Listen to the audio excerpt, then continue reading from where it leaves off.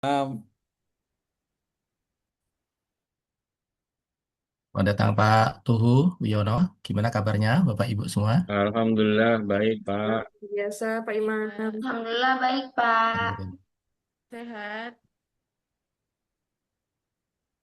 Ini semua Bapak Ibu tadi sempat olahraga nggak nih hari Minggu? Nggak sempet Pak. Belum sempet, Nyari Pak. sarapan aja Pak. Nyabu nyari apa nyarap bubur Nyara bubur keluarnya. ya. Iya. Ya, olahraga biasanya di hari Minggu juga itu modus ya Pak ya, ternyata ya. Gimana modus Pak? Modusnya cari sarapan tapi dibalik Iya. dengan bilangnya olahraga gitu ya. Iya. Aduh, Betul. sudah masuk semua nih. Baru 16 orang. 16 orang. Hari ini adakah yang paparan materi atau Hari ini hanya review Pak. Review oh hanya aja. review? Betul. Minggu depan kan sudah UTS. Minggu depan UTS ya. Iya. Oke. Baik. Kita mulai saja ya Pak ya. Bismillahirrahmanirrahim. Baik Pak. Ya. Assalamualaikum warahmatullahi wabarakatuh. Waalaikumsalam Waalaikumsalam warahmatullahi warahmatullahi wabarakatuh. wabarakatuh. Waalaikumsalam.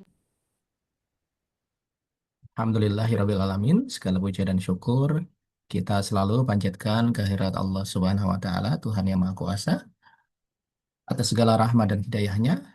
Siang hari ini kita masih diberikan kesempatan untuk meraih pahala sebanyak-banyaknya dengan kita mempelajari kembali ilmu yang mungkin sudah pernah mampir di kita gitu ya. Untuk kemudian kita coba mengingat dan semoga nanti bisa dilaksanakan di lapangan gitu ya, Bapak Ibu semua. Dan ini yang sudah dari Zoom yang nampak wajahnya selalu hanya kita bertiga ini. Yang lainnya nggak Saya mau nampak kok, menampakkan Pak. wajahnya gitu ya. Mahal sekali gitu. Saya nampak kok, Pak, ini wajah saya. Aduh, aduh Bapak Ibu semuanya. Jadi eh, hari ini memang bagian dari review materi yang sudah kita bahas dari pertemuan pertama sampai dengan kemarin ya, pertemuan ke-6 kalau tidak salah. Di LMS memang terlihat dari laporannya itu kita masuk ini pertemuan ke-7. Ya, oke. Saya ingin nambah materi sedikit ya Bapak Ibu sekalian untuk mengingatkan semuanya kita masuk ke bagian ini nih. Ada yang belum tersampaikan. Ini. Kita masuk ke bagian konstruksi instrumen ya sebetulnya ya. Temanya di sini ya. Konstruksi instrumen. Karena di program Pascasarjana ini kan memang calon magister. Seorang ilmuwan calon magister diharapkan memang memiliki skill khusus di dalam membuat ya ataupun mengkonstruksi instrumen yang sedianya nanti akan digunakan sebagai bagian dari kegiatan asesmen ataupun secara keseluruhan untuk kegiatan evaluasi dalam suatu proses pembelajaran di satuan pendidikan. Saya hanya ngambil dari slide ini saja. Nanti kalau ada waktu kita bisa perlebar. Ini dari eh, bukunya Prof. Jali dan Prof. Puji Mulyono. Prof. Jali ini mantan rektor Universitas Negeri Jakarta UNJ. Kemudian kalau Prof. Puji Mulyono ini profesor dari IPB, Institut Pertanian Bogor, yang sempat kuliah program doktoral yang ada di UNJ. Akhirnya beliau membuat buku, namanya bukunya itu eh, Penyusunan Instrumen gitu ya. Buku itu sangat terkenal di tahun 2012 ya. Sampai hari ini saya lihat di Gramedia sudah tidak ada lagi buku itu gitu ya. Bukunya kecil dan tipis gitu ya. Tetapi esensial buku ini untuk kemudian digunakan oleh pendidik ataupun peneliti. yang biasanya mereka setiap harinya bagaimana menyusun instrumen yang akan digunakan untuk mengumpulkan data-data penelitian gitu. Nah, eh, di dalam buku beliau di sini kalau kita lihat bagaimana sih caranya kita ini menyusun instrumen tes gitu ya.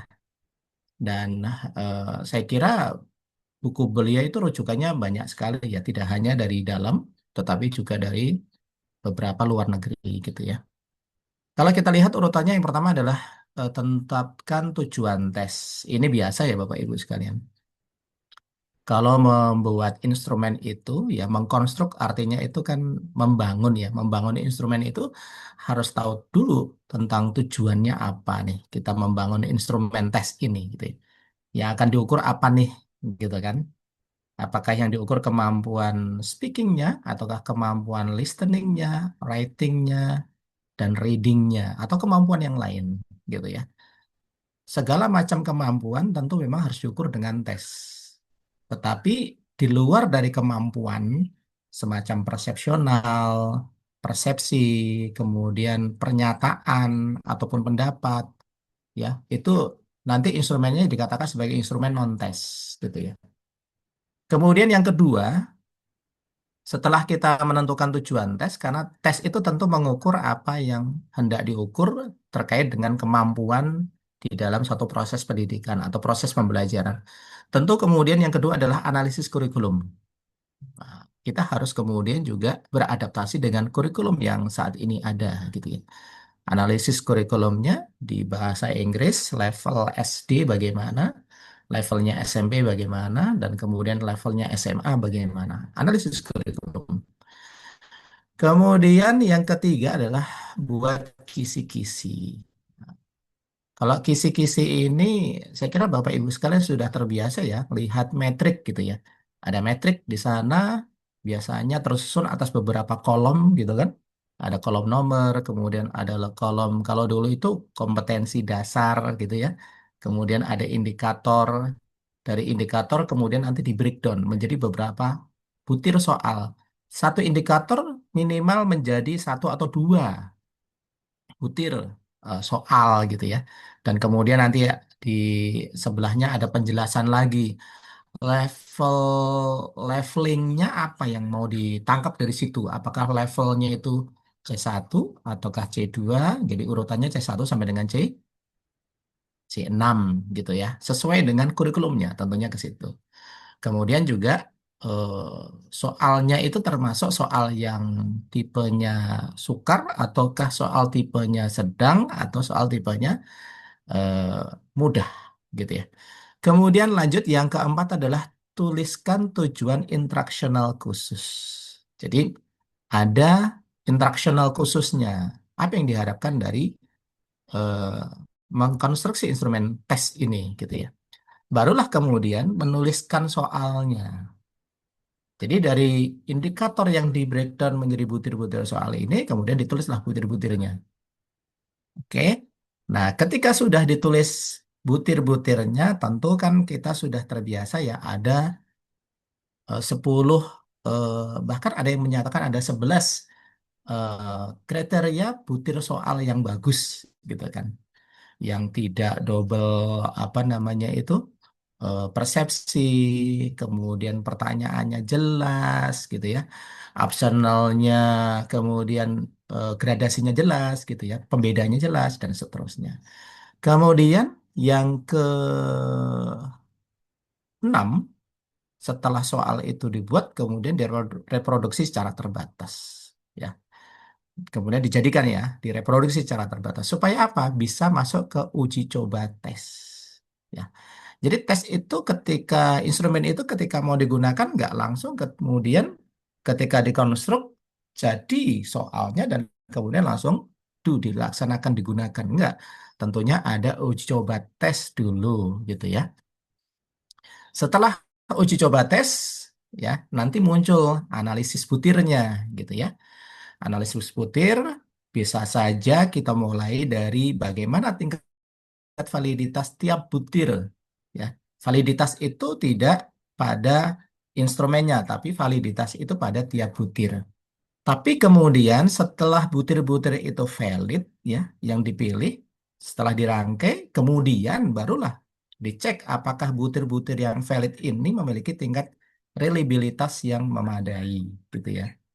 Kalau tingkat reliabilitasnya itu di bawah dari 0,8, kalau seandainya instrumen itu berlaku secara domestik, umpamanya Bekasi Kota membuat soal levelnya adalah MKKS, Musyawarah Kerja Kepala Sekolah, maka standar reliabilitasnya minimal adalah 0,8. Tapi kalau kemudian instrumen itu hanya dipakai untuk lokal saja, ya di sekolah saja, maka dari Kude Richardson 21 eh, dan Creswell itu membolehkan dengan standarisasi dengan tingkat alfanya adalah 0,6 gitu ya. Kemudian setelah validitas, reliabilitas, baru kemudian analisis apakah kemudian yang C1, C2, C3, C4 dan seterusnya tadi itu sesuai ya dengan tingkat kesukaran, kemudian daya bedanya gitu ya. Nah, ini adalah analisis hasil uji coba. Nah, kemudian kalau ternyata dari hasil analisis uji coba itu ditemukan ada beberapa instrumen yang butir-butir instrumen yang tidak sesuai, padahal indikator ataupun dimensi yang sedang diukur itu adalah dimensi yang paling urgent, tentu kita memiliki kesempatan untuk melakukan revisi, gitu ya. Direvisi, ya. Setelah direvisi, barulah kemudian merakit menjadi soal tes, gitu ya. Ini langkah-langkahnya bagaimana kita mengkonstruksi instrumen secara baku. Detailnya begini, Bapak Ibu sekalian. Nah, kalau ini adalah bagaimana caranya kita mengembangkan, ya, mengembangkan instrumen secara umum yang nantinya Bapak Ibu sekalian akan temui ketika menyusun tesis ataupun menyusun disertasi ataupun menyusun sebuah penelitian. Kita ketika akan mengumpulkan data, tentu data itu harus berasal dari instrumen yang memiliki tingkat validitas dan tingkat reliabilitas yang memadai.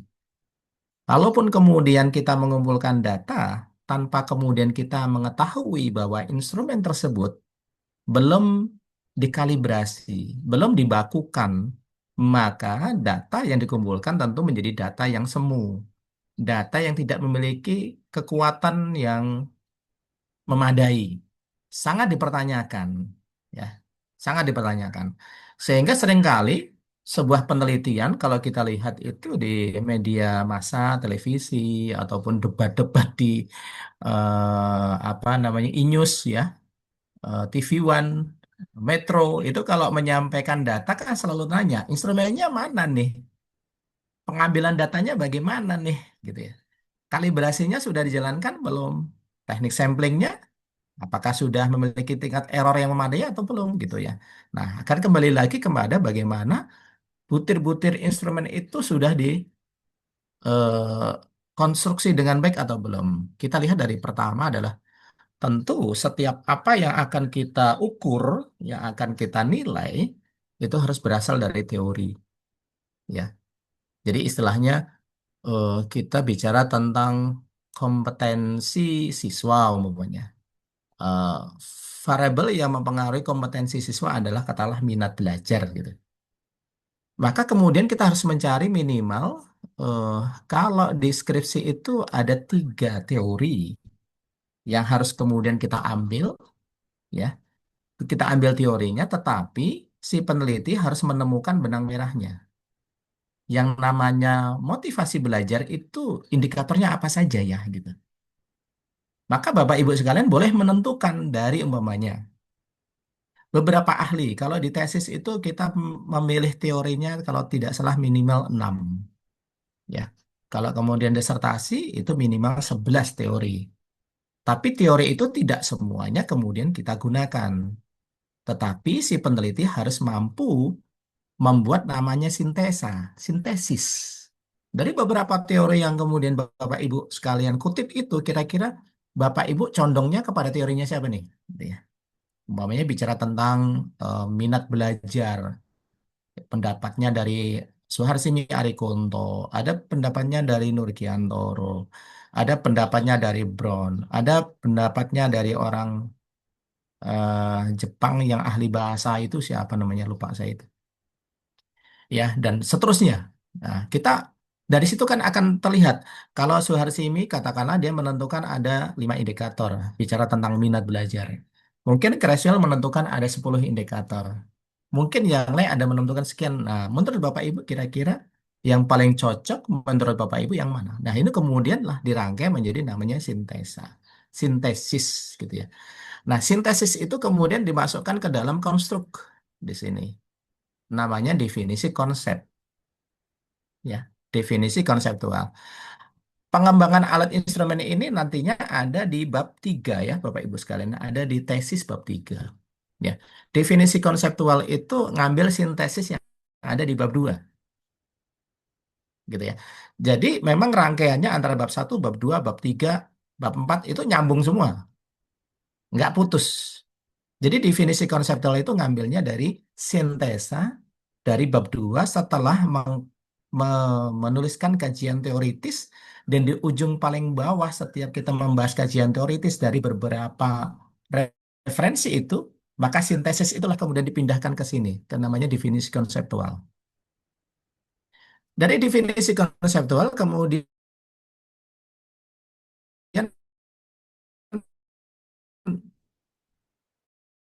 di breakdown menjadi definisi operasional. Nah, diambil datanya dengan instrumen apa nih? Gitu ya. Umpamanya, kalau kemampuan speaking, bisakah kemudian kita menentukan instrumennya berupa tes pilihan ganda? Bisa nggak? Speaking, tapi tesnya pilihan ganda. Oh, itu dulu pernah saya ketemu mahasiswa yang seperti itu. Ngotot. Kan yang penting saya bisa mengukur kemampuan mereka, Pak. Iya, tapi kemampuan yang kamu ukur apa? Kemampuan speaking. Instrumennya apa? Pilihan ganda, Pak. Gitu ya. Jadi kemampuan berbicara tapi dengan tes pilihan ganda ya tidak tepat gitu. Ini di definisi operasional menentukan instrumennya apa, kemudian skalanya apa yang akan digunakan, ya. Apakah skalanya itu Goodman, apakah skalanya Likers, apakah skalanya semantik diferensial, apakah skalanya Trustun, ya, dan seterusnya. Nah, nanti kita juga harus tahu bahwa dari skala itu maka skor yang akan muncul dari ketika proses pengambilan data, apakah skornya itu merupakan skor yang memiliki skala namanya skala ordinal, apakah dia masuk skala nominal, apakah dia masuk kepada skala interval, ataukah dia masuk kepada skala rasio gitu ya. Nanti kita akan lebih dalami lagi di definisi operasional. Kemudian yang ketiga adalah dari definisi konseptual dan dari definisi operasional itu, maka kita bisa menentukan dimensi dan indikatornya. Dimensi yang akan diukurnya, kognitif, katakanlah levelnya apa nih? Apakah semuanya hot, high order thinking, ataukah sebagian ada yang middle order thinking, ataukah sebagian ada yang low order thinking. Nah, dari beberapa part itu kemudian kita breakdown menjadi indikator-indikatornya. Dari indikator kemudian kita penetapan jenis instrumennya dan kemudian kelima membuat kisi-kisinya. Jadi membuat kisi-kisi semacam rubrik, semacam sorry metrik yang tadi sudah saya sampaikan. Kemudian yang keenam adalah menetapkan rentang parameter, ya. Menetapkan rentang parameter ini menentukan skalanya. Kira-kira skalanya apa? Kalau pilihan ganda, kira-kira optionalnya bisakah pilihan ganda dengan 3 optional? A, B, C. Apakah kemudian kalau pilihan ganda harus 4 optional A, B, C, D? Ataukah kemudian di SMA harus dengan 5 optional A, B, C, D, E? Gitu. Ataukah kemudian nanti akan dikombin gitu kan rentang parameternya itu ya antar pilihan ganda kemudian digabung dengan matching test, digabung dengan fill the blank dan seterusnya gitu ya. Kemudian yang ketujuh adalah menuliskan butir instrumen ya. butir-butirnya ditulis berdasarkan indikatornya, ya. Kemudian kedelapan adalah proses validasi konsep. Ini proses validasi yang pertama, Bapak Ibu. Jadi validasi itu ada dua tahap, ya. Yang pertama adalah validasi konsep, ya. Yang divalidasi itu adalah konstruknya, teorinya itu divalidasi, ya, ataupun kontennya itu divalidasi oleh siapa? Oleh namanya pakar. Itu namanya adalah expert judgment atau justifikasi dari pakar. Bisa personal, pakar sendiri satu-satu atau kemudian dengan panel. Monggo silahkan. Tetapi ada keterwakilan di sana. Kalau bahasa Inggris tentu ada orang yang memang expert di bahasa Inggris. Tapi ada orang yang memang bidangnya di measurement, mengukur, maka dia bisa menentukan kalau instrumennya seperti ini, maka skalanya yang digunakan yang ini gitu. Karena nanti dia akan muncul skornya yang seperti ini gitu. Maka itulah yang dikatakan sebagai eh, proses validasi konsep atau konstruk dan konten dari pakar. Lanjut setelah di pro di apa namanya divalidasi, tentu kan ada proses perbaikan, ya, perbaikan instrumen pasca panel. Baru kemudian diuji coba secara terbatas, ya. Mungkin uji cobanya hanya satu kelas aja dulu, gitu ya, untuk melihat reaksinya dari calon selevel dengan calon responden, gitu ya. Itu yang ke-10. Kemudian ke-11 masuk kepada proses validasi empirik. Nah, ini validasi yang kedua. Ya, ini uji coba secara empirik kepada sasaran responden yang selevel, ya, selevel, gitu ya. Bisa dengan uji coba, setelah itu kemudian analisis data, muncul analisis validitas, reliabilitas, ya. Kemudian kalau tes itu tadi ada tingkat kesukaran, ada daya beda, mungkin juga kalau ahlinya oke, dia akan lanjutkan kepada analisis butir yang memiliki potensi kepada ketidakwajaran skor atau inappropriateness, ya. Kemudian baru seleksi butir berdasarkan kriteria. Kenapa kok ada seleksi butir berdasarkan kriteria? Biasanya, Bapak Ibu sekalian, ketika kita sedang menguji coba instrumen itu, kita lebihkan biasanya. Umpamanya kalau kita ingin rencananya dari angket gitu ya, umpamanya angket nggak banyak-banyak, saya cuma butuh 30 pertanyaan aja. Maka ketika diuji coba jangan mepet, ya. Jangan mepet, jangan 30, ya lebihkan, mungkin 50 gitu ya. Sehingga nanti dari 50 itu kita bisa pilih 30 yang terwakili dari setiap indikator, gitu ya. Dan kemudian kita tidak beberapa kali datang kepada calon responden gitu ya. Karena setiap kita uji coba instrumen itu kan tentu membutuhkan energi dan membutuhkan apa namanya? eh, oleh-oleh, butuhin macam-macam lah gitu ya. Kemudian finalisasi instrumen pasca uji coba kita finalkan, ya. Kemudian baru penggandaan sesuai dengan kebutuhan dan kemudian instrumen siap pakai. Nah, oke, dari 3 slide ini kira-kira Bapak Ibu sekalian ada yang ingin diperdalam? Silahkan.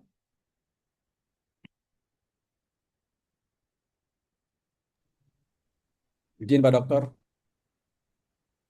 Silahkan Pak Assalamualaikum Arif. warahmatullahi wabarakatuh. Waalaikumsalam warahmatullahi Terima wabarakatuh. kasih Pak Dokter, paparannya sangat memberikan tambahan wawasan buat saya. Karena apa? Karena kebanyakan saya gitu ya, saya dan teman-teman di sekolah saya gitu. Jadi urutannya enggak struktural seperti konstruksi yang disampaikan Pak Dokter. Jadi biasanya saya itu bikin dulu soal. Kemudian setelah diminta oleh wakil kurikulum untuk kartu soal, baru dibuat kartu soal kisi-kisi. Jadi kisi-kisi dibuat belakangan. Seperti itu. Ya, Karena apa? Karena biasa kami itu sudah memiliki bank soal dari tahun ke tahun. Setelah dianalisis, soal mana yang valid, mana soal yang menjadi sangat sulit buat anak-anak itu sudah terverifikasi. Nah, bank soal itu pada akhirnya kita turunkan lagi. Kira-kira seperti itu Pak Dokter. Nah, ini mohon pencerahannya. Memang tidak sesuai konstruksi pembuatan soal urutannya, tapi kebanyakan dari kami, terutama di teman-teman saya, kisi-kisinya itu dibuat belakangan setelah butir soal disusun setelahnya. Demikian Pak Dokter, mohon pencerahan. Terima kasih. Iya, baik. Terima kasih Pak Arif. Ada lagi selain Pak Arif? Mungkin hal yang sama? Ya, kalau di satuan pendidikan sekolah memang biasa tidak mau teoritis gitu ya, Pak ya. Kelihatannya teoritis, padahal sebetulnya langkahnya sama, Pak, gitu ya. Eh, Langkahnya sama. Pertanyaannya begini, tadi kan Pak Arif sudah menyebutkan betul, setiap guru mata pelajaran harus memiliki namanya bank soal. Kan gitu ya. Nah, pertanyaannya, bank soal itu tentunya kan tidak hanya kumpulan soal-soal yang pernah dilakukan di dalam satu proses pengujian, tetapi setiap butir soal itu dalam beberapa paruh waktu itu sudah dilakukan analisisnya. Jadi, ketika guru kita tanya, tolong nanti UTS-nya dengan proporsi soal, ya, katakanlah yang sulit itu 30%, kemudian yang sedang itu 50%, yang kemudian yang mudah itu 30%. Gitu ya, umpamanya seperti itu. Sehingga menjadi 100%. Nah, ketika mereka mengambil dari bank soal itu, tentunya butir-butir itu pun harus ada kriterianya. Oh, yang mudah 30% saya ambil 30% dari berapa butir nanti soalnya nih, kira-kira 30 umpamanya nih gitu ya. Limanya berarti yang mudah. Oke, ambil yang mudah. Tapi mudahnya ini C mana nih gitu kan. Yang diukur apa nih gitu kan. Nah, ini semua sebetulnya ini masuk ke dalam kisi-kisi ya Pak ya. Tadi sudah langsung Bapak dari butir-butir soal itu kemudian dimasukkan ke dalam kartu soal gitu ya. Kartu soal itu sebetulnya adalah bagian dari kisi-kisi, tetapi sudah langsung dijadikan satu di situ antara kisi-kisi dengan butirnya, kan gitu ya. Kisi-kisi dengan butirnya. Nah, yang perlu kemudian diadaptasi adalah dari sisi analisis kurikulumnya. Karena kartu soal itu tentu kan harus mencantumkan kalau dulu KD-nya apa, SK-nya apa gitu ya Pak ya. Kalau dulu zaman saya, kalau sekarang CP ya Pak ya, capaian pembelajarannya apa gitu kan, sub CP-nya apa. Nah, itu kan yang perlu kemudian dilakukan analisis berdasarkan kurikulumnya. Jadi dibuat kisi-kisinya langsung dimasukkan ke situ di dalam kartu soal ini. Nah, ketika sudah berarti kan kisi-kisinya sudah, analisis kurikulum juga sudah, tujuan tes juga sudah tadi kan. Ini tesnya untuk apa nih? Apakah tes untuk formatif? Ataukah memang tujuannya adalah untuk sumatif ya, untuk tengah ataukah kemudian tujuannya untuk yang akhir gitu ya. Kalau tujuannya untuk formatif, saya lebih kemudian mendorong supaya buat soal yang memang levelnya tinggi-tinggi aja semua gitu. Karena fungsi formatif itu lebih kepada upaya kita mendorong dan mengidentifikasi.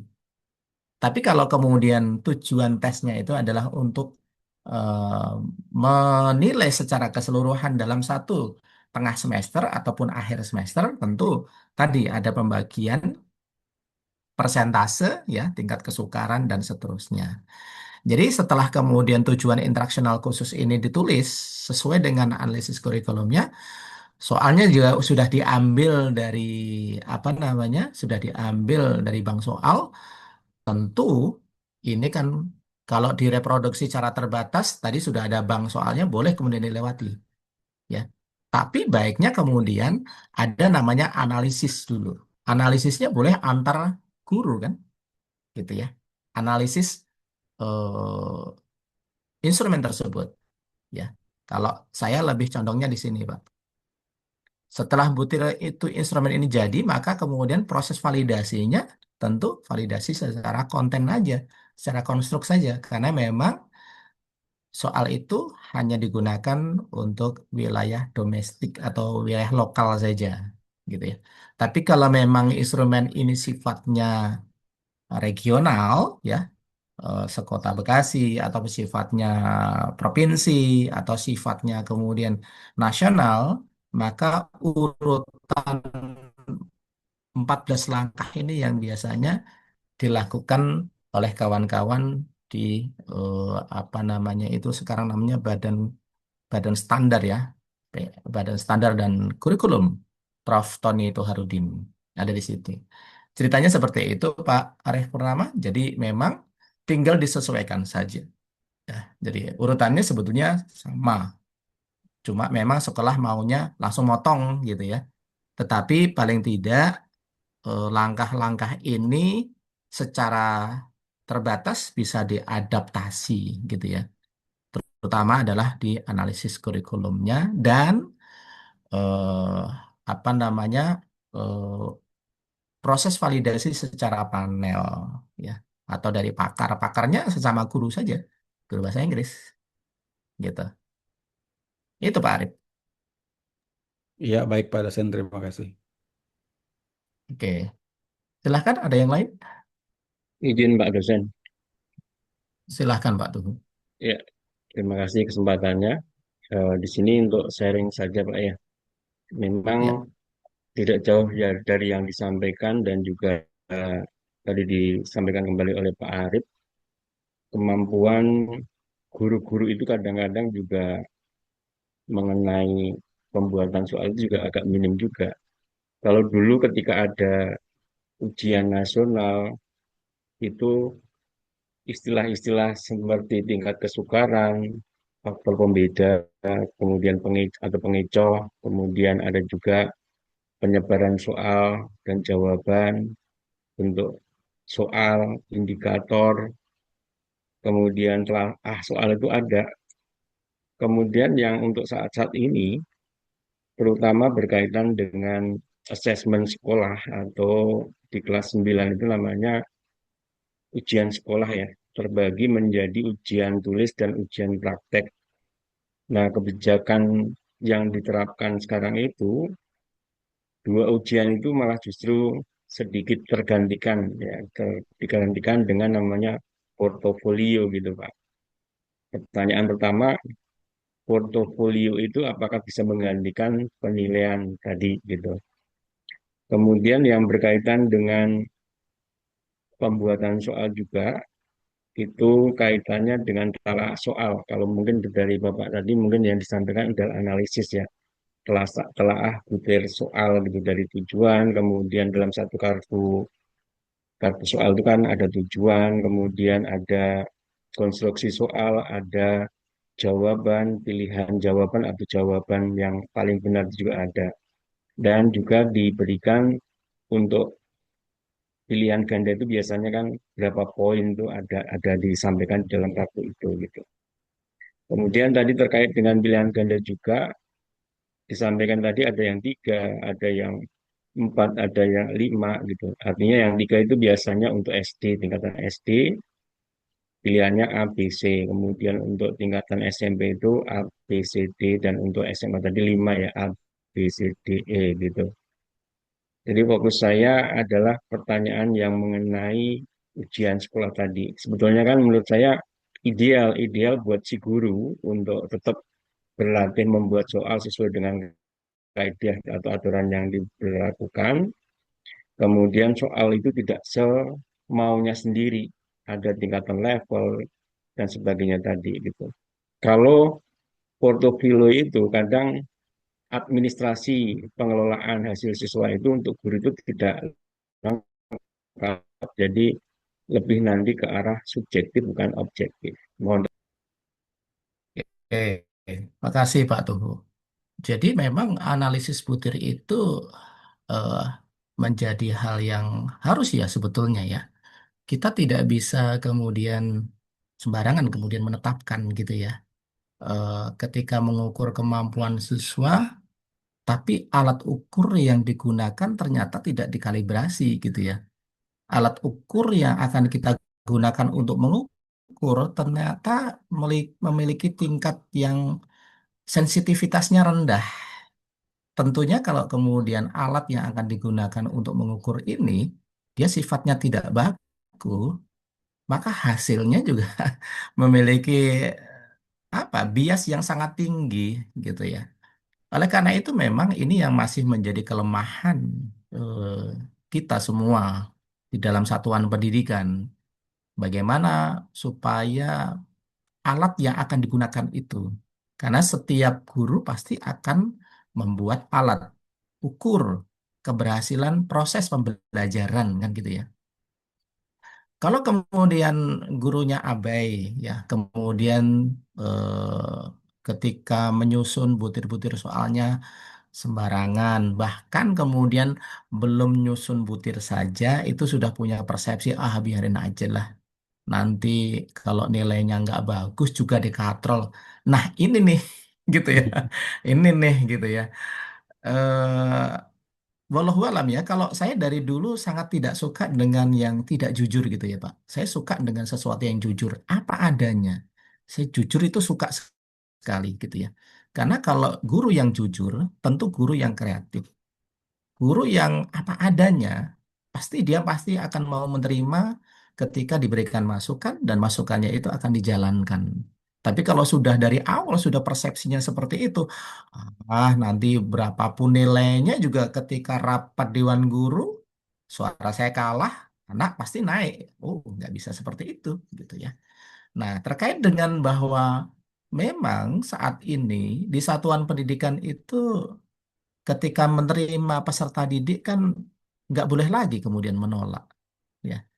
Di dalam satu kelas tentu diferensiasi kemampuan siswa itu sangat beraneka ragam ya. Apalagi kemudian banyak sekali pengamat yang aduh bukan pendidikan tapi sudah ngatur pendidikan gitu ya.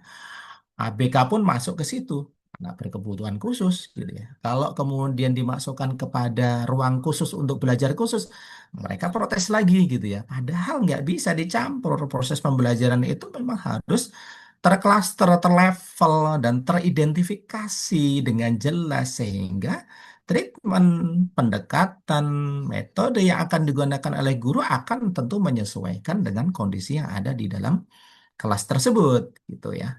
Oleh karena itu memang eh, tes kemampuan harus tetap dilakukan ya.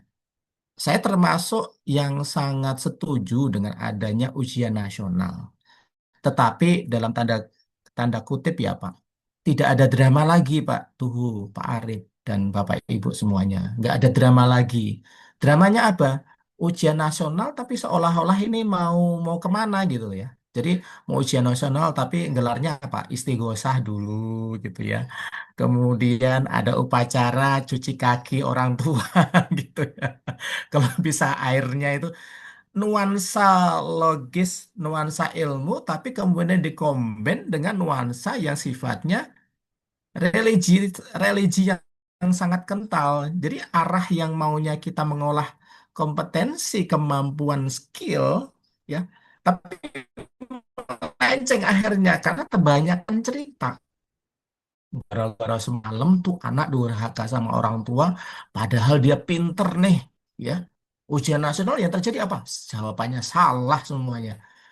Adakah cerita itu? Sering sekali cerita itu beredar. Tapi itu kan yang tidak baik tuh. Bumbu-bumbunya terlalu banyak kalau versi saya. Ya. Jadi bumbu-bumbunya terlalu banyak. Oleh karena itu eh, saat ini memang asesmen atau kemudian measurement kompetensi, skill, dan kemampuan siswa dibuat beraneka ragam, Pak Tuhu. Tapi memang tes itu adalah pijakan pertama, mengukur kemampuan pertama. Selebihnya, kalau kemudian memang anak ini tidak memiliki kemampuan dalam hal menjawab butir itu, barulah kemudian dia diberikan kesempatan untuk memperbaikinya dengan jenis tes yang lain. Ya, boleh dengan project, gitu ya, atau dengan portofolio yang lain. Sehingga dari penilaian tes dan penilaian portofolio dan penilaian project inilah yang kemudian bisa diambil nilai average-nya, diambil nilai rata-ratanya. Sehingga sekolah tidak lagi kemudian hanya menggunakan satu jenis alat ukur saja untuk mendorong peserta didik memiliki apa ya istilahnya ya, memiliki kebanggaan untuk lulus. Mereka lulus memang dengan usahanya, bukan lulus karena dikatrol oleh gurunya, gitu ya. Saya sangat setuju dengan eh, diferensiasi penggunaan berbagai macam alat untuk mengukur kemampuan siswa. Meskipun subjektivitasnya tentu yang disampaikan Pak Tuhu itu ada. Ya, memang menilai secara portofolio, menilai secara apa hasil dari proyeknya tentu melibatkan subjektivitas dari gurunya. Tapi saya kira guru juga pasti ada objeknya juga gitu kan. Karena yang menilai dari satu anak ini tidak hanya satu guru. Nantinya biasanya akan dibandingkan dengan mata pelajaran yang lain gitu ya. Jadi seperti itu, Pak. Jadi memang kemampuan kita di dalam mengkonstruksi instrumen ini perlu untuk kemudian digali kembali, diingatkan kembali. Analisis butirnya juga perlu kemudian digali kembali. Ya, makanya rangkaiannya saya nggak tahu nih, ya. Kenapa kemudian setelah sebulan yang lalu, ini ada rangkaian nih Pak. Setelah sebulan yang lalu, Pak Menteri mengumumkan hasil TKA ya, TKA, dan kemudian yang terjadi sekarang apa? Pengumumannya, gunjang-ganjingnya tentang guru honorer. Ada nggak kaitannya ke situ? Wallahu alam ya Pak, Pak ya. Tapi kalau yang saya lihat setiap program apa yang kemudian sudah kelihatan hasilnya, itu kemudian akan dievaluasi dan setelah hasil dari evaluasi akan menjadi refleksi dan muncul namanya rekomendasi. Dan biasanya sebelum rekomendasi itu dijalankan, biasanya dilemparkan dulu ke pasar, ya. Cek sound dulu ceritanya, cek sound dulu. Kalau kemudian guru honorer ini kemudian dihabisin nih, kenapa sih guru honorer tidak diperbolehkan lagi ya?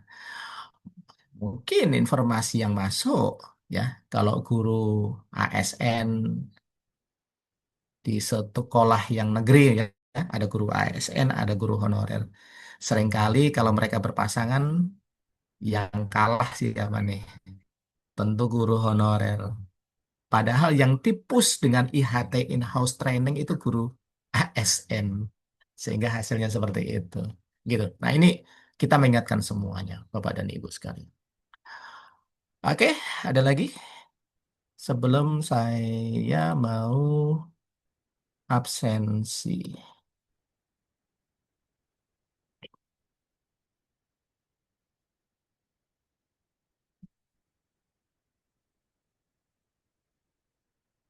Hari ini kita nggak usah penuh waktu sampai jam setengah 3 ya.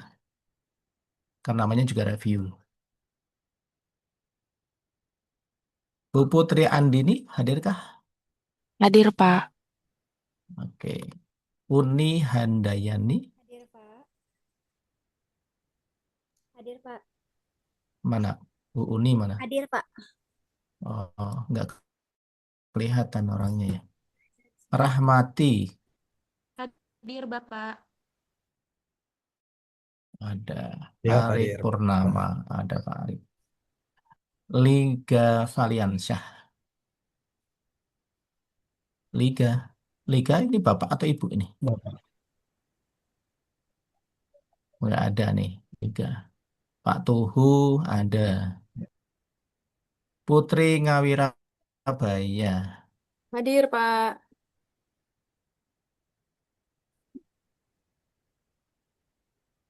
Putri, Hadir, Pak. Hadir. kok sinyal saya Ya, yang jelek ya?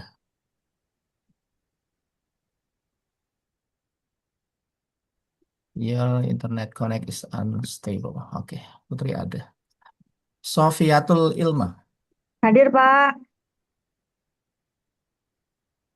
Oke, ada. Twini Zulia. hadir, Pak. Oke, Nurlina.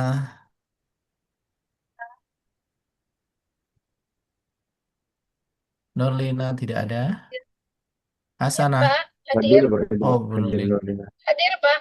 Ada. Ada, Pak. Nurlina ada. Oke, Bu Nurlina ada. Mary Yanti, Itu sakit. Yang sana Mary ada, sakit. Pak. Bu Mary sakit. Ya, sakit, Pak. Bapak Mary ya. Oke.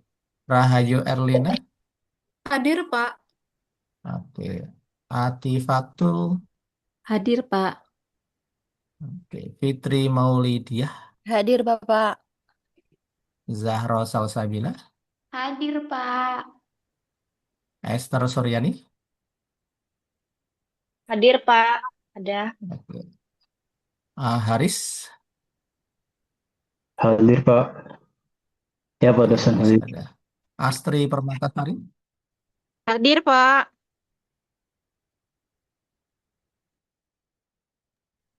Astri ada. Bu Hadir, Astri. Pak. Hadir. Oke. Berarti yang tidak ada hanya Bu Liga dan Mary. Mary sakit ya. Mary, ya. Oke. Liga laki-laki, Dok. Liga laki-laki. Baik, eh, skala pengukuran saya kira besok saja ya. Hari ini cukup itu saja. Ada lagi yang mau ingin ditanyakan?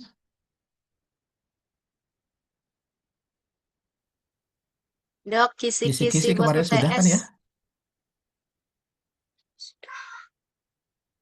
Kisi-kisinya sih belum diberikan.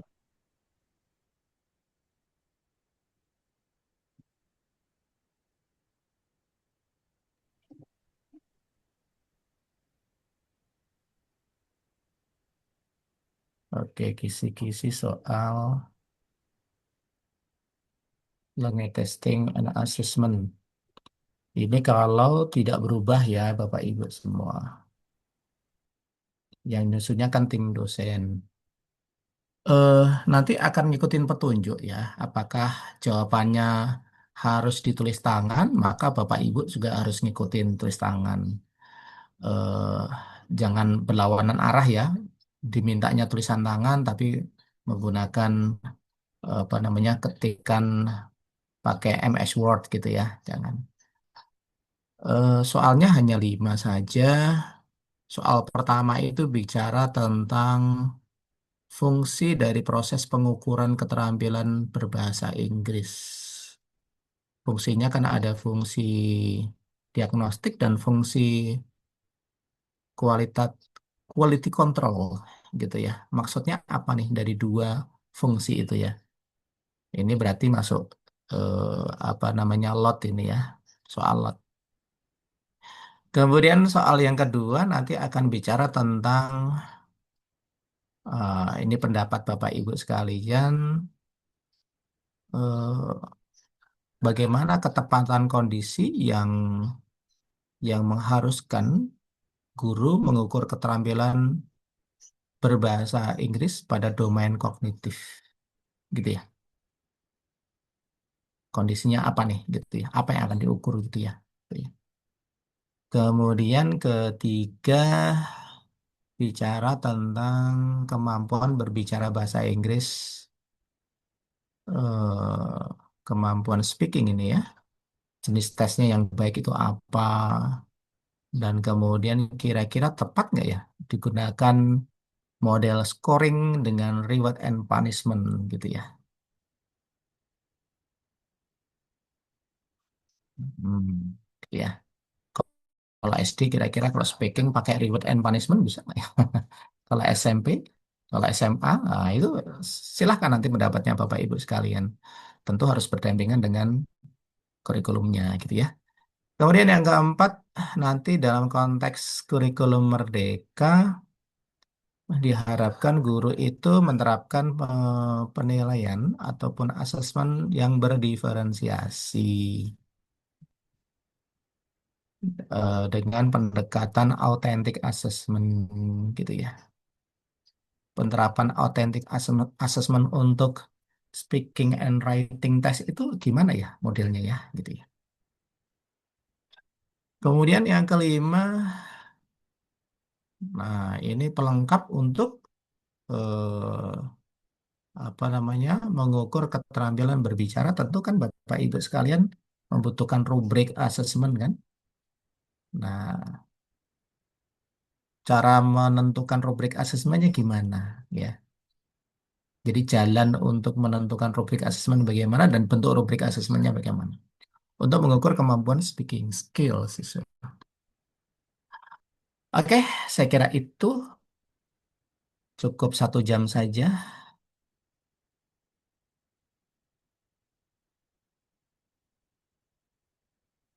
Cukup Bapak Ibu sekalian? Cukup, Pak. Cukup, Pak. Cukup, Pak. Oke, udah ya. Berarti tolong kalau tulisan tangannya serapi mungkin ya. Ini tulis tangan ya, Pak dosen, Satu. tidak diketik. Kalau saya bertulis tangan gitu ya, otentik banget kalau tulis tangan itu kan, Oh, itu baik, baik. otentik sekali. Eh, saya sampaikan, Pak, Kemudian ya. Tadi udah ini, Pak, berkaitan dengan jawaban nanti di dalam soal akan ada petunjuk pengisiannya. Jadi mengikuti petunjuk gitu, Pak.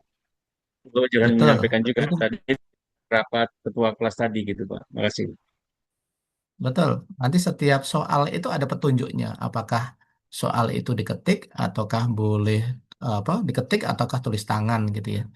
Tetapi yang jelas ketika Bapak Ibu sekalian kan ada yang di rumah nggak ada scanner gitu kan. Bisa aja kan jawabannya itu difoto gitu kan. Kemudian digabung jadi satu, di merger, kemudian jadikan PDF dan kemudian baru diupload ke LMS gitu ya Pak Tuhu kan. Jadi ketika Bapak Ibu Betul. sekalian kalau nggak punya scanner, tolong motonya yang bener ya, jangan miring kanan miring kiri. Kadang-kadang ada yang moto dengan sudutnya 25 derajat gitu kan. Jadi kita ngoreksinya nggak jelas ini tuh apa ya tulisannya kan gitu ya. Gitu. Jadi scan-nya yang bagus gitu ya, yang baik. Handphone sekarang kan juga kalau moto udah bagus kok gitu. Saya kira itu satu lagi terkait dengan waktu ya, jangan sampai melewati batas waktu itu saja. Jadi kalau waktunya 24 jam ya, sebelum 24 jam lah ya, mungkin 12 jam atau mungkin 1 jam, ya, kalau udah selesai langsung aja di-upload gitu ya di LMS. Sehingga nanti trafficnya tidak terlalu sibuk gitu ya, sehingga cepat masuk di dalam LMS. Biasanya kalau trafficnya padat itu akan terlempar dan itu yang repot nanti di email saya akan numpuk banyak tuh yang apa namanya memberitahukan saya nggak bisa akses Pak ke DLS karena gini gini dan seterusnya itu ya. Nah itu yang tercecer dari kelasnya gitu ya. Gitu. Maklum kelasnya kan lumayan saya megangnya ada 4 kelas gitu. Saya kira itu Bapak Ibu sekalian, silahkan mempersiapkan diri untuk ujian tengah semester. Semoga semuanya diberikan kemudahan. Salam sehat selalu. Amin. Ya. Terima kasih. Amin. Assalamualaikum warahmatullahi wabarakatuh. Waalaikumsalam warahmatullahi wabarakatuh. Terima kasih, Dokter Imam. Terima kasih, Pak Dokter. Mari Terima kasih, Pak, Bapak Pak. Ibu semua.